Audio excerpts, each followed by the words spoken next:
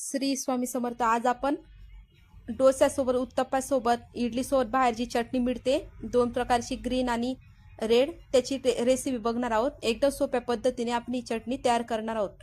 याची रेसिपी तुम्ही शेवटपर्यंत नक्की बघा, तुम्हाला खूप आवडेल। चला तर मग इथं आपण रेसिपीला सुरुवात करूया। इथं मी कढई तापायला ठेवली आहे, त्यात एक पडी तेल घातलंय, त्यात एक चमचा उडदाची डाळ घेतली आहे, एक चमचा चणा डाळ घातली। आता त्याला पण छान फ्राय करू। आता यात मी लसूण घालून घेतलाय, थोडं हिंग घातलंय चवीसाठी, हिंगामुळे छान टेस्ट येते। इथं मी काश्मीरी मिरची घेतली आहे, तुम्ही बेडगी मिरची घेऊ शकता किंवा आपली साधी लाल मिरची पण घेऊ शकतात, तुमच्या आवडीनुसार कमी जास्त। अजून एक मिरची टाकली, अशा दोन मिरच्या मी घेतल्या काश्मीरी मिरची कलरसाठी। आणि आता यात मी बारीक चिरलेला कांदा घालून घेतला, याला पण आपण छान फ्राय करून घेऊ। आता यात टोमॅटो घालून घेतला एक। ही चटणी बाहेर दिली जाते, एकदम टेस्ट लागते डोस्यासोबत। बघा आता छान फ्राय करून घेतलं। आता यात मी सुकं खोबरं घालून घेतलं बारीक केलेलं, तुम्ही ओलं पण यूज करू शकता। परत त्याला आपण मिक्स करून घेऊ। आता आपण यात चवीनुसार मीठ घालून घेऊ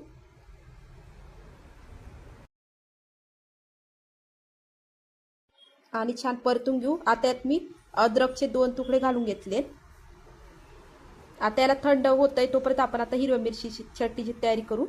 आता इथं मिक्सरचं भांडं घेतलंय, त्यात 2 हिरव्या मिरच्या मी बारीक तिखट आहेत त्याच्यामुळे 2च घेतल्या। आता अद्रक, लसूण आणि शेंगदाणे घालून घेऊ। तुम्ही याच्यात डाळ पण यूज करू शकता शेंगदाण्याच्या ऐवजी।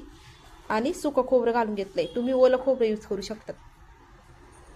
आता याला आपण मिक्सरमध्ये छान बारीक करून घेऊ। आता थोडं पाणी घालायचं, आधी सुकं फिरवायचं मग पाणी घालायचं। आता परत आपण मिक्सरमध्ये छान बारीक करून घेऊ। बघा आपली चटणी छान बारीक झाली आहे। आता आपण ही एका भांड्यात काढून घेऊ।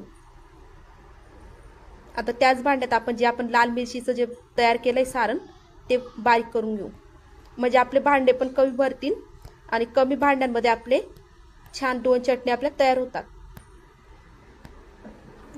आता याच्यात आपण हे लालचं सारण घालून घेऊ आणि हे पण बारीक करून घेऊ छान। थोडं पाणी घालायचं। एकदा ही चटणी नक्की ट्राय करा, तुम्हाला खूप आवडेल। आता याला परत आपण मिक्सरमध्ये बारीक करू। चवीनुसार मीठ घालून घेतलंय, आधी पण घातलं होतं आपण आणि आता 1 चमचा तेव्हा 1 चमचा घातलं। आता हे पण एका भांड्यात काढून घेऊ आपण। आता ज्या कढईत आपण एक लाल मिरचीचं सारण तयार केलं, त्याच कढईत आता आपण 2 पडी तेल तापायला घेतलंय। आता यात मोहरी घालून घेतली, उडदाची डाळ घातली 1 चमचा, 1 चमचा चणा डाळ घातली आणि जिरं घालून घेतले। आता याला फ्राय करू देऊ। आता यात आपण कढीपत्ता घालून घेतलाय, लाल मिरचीचे तुकडे घालून घेतले। आता ही फोडणी आपण आपल्या चटणीवर घालणार आहोत, दोन्ही चटणीवर। एकदम सोप्या पद्धतीने आणि झटपट तयार होणाऱ्या या चटण्या आहेत। तुम्हाला या चटण्यांची रेसिपी कशी वाटली, आवडली असेल तर व्हिडिओला लाईक करा, नवीन असाल चॅनलवर तर सबस्क्राईब करायला विसरू नका आणि आपल्या फ्रेंड फॅमिली सोबत शेअर नक्की करा, कमेंट्स करायला विसरू नका। श्री स्वामी समर्थ।